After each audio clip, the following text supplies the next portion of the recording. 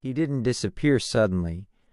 There was no dramatic goodbye, no final message to mark the end. He just slowly stopped showing up. At first, nobody noticed. He had always been the quiet one, the listener who asked all the right questions but rarely shared his own answers. He had learned early on that being useful was the only way to make people stay. So he became the helper, the reliable one, the one who was always available. But over time, availability turned into invisibility.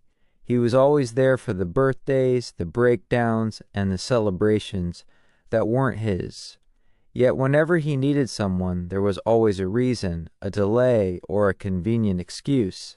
People didn't necessarily mean to forget him. They were just busy choosing themselves. And somehow, he had never learned how to do that for himself. He told himself it was fine, that independence was a sign of strength, and that silence meant peace. But on some nights, that silence felt heavier than any noise ever could. He would sit alone, scrolling through memories that no longer felt like his.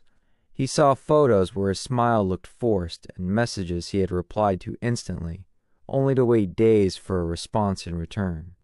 He wondered at what point he had become optional. The truth was uncomfortable. He had stayed too long in places where he wasn't valued. Not because he was weak, but because he genuinely believed that his loyalty could eventually bridge the distance. Then, one day, something small broke him. It wasn't a massive fight or a grand betrayal.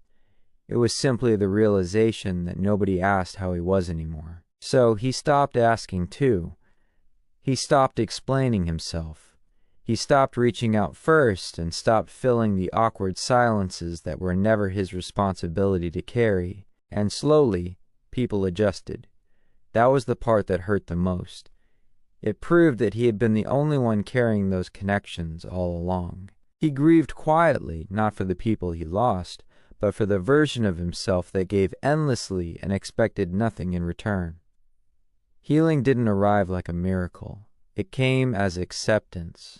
He finally learned that being alone is very different from being lonely, and that true peace comes when you stop begging for space in places that don't make room for you. Now, he still disappears sometimes, but it's no longer out of pain, it's out of self-protection.